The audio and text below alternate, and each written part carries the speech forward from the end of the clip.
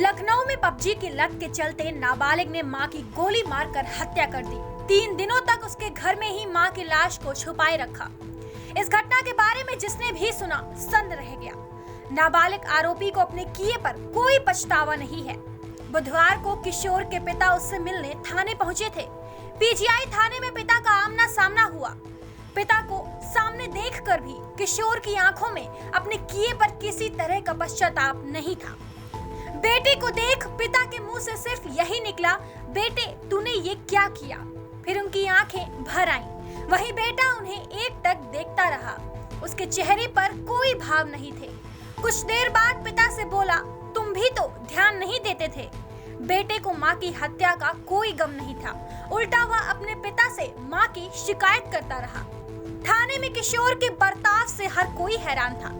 फौजी पिता पश्चिम बंगाल से बुधवार को लखनऊ पहुंचे थे। मूल रूप से बनारस निवासी नवीन सिंह सेना में जेसीओ है। उनकी आसनसोल में पोस्टिंग है। घर जाने के बाद वह अपने बेटे से मिलने के लिए पीजीआई थाने गए। वहां जब उनके बेटे को सामने लाया गया तो उनकी उम्मीद के विपरीत किशोर की आंखों में किसी तरह का अफसोस नहीं दिखा।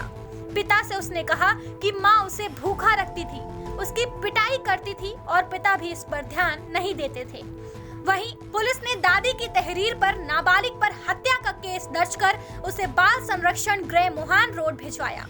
नवीन सिंह की मां छोटे बेटे के साथ इंदिरापुरम चरण भट्टा में रहती हैं। उनका कहना था कि पोते ने पूरा घर बर्बाद कर दिया।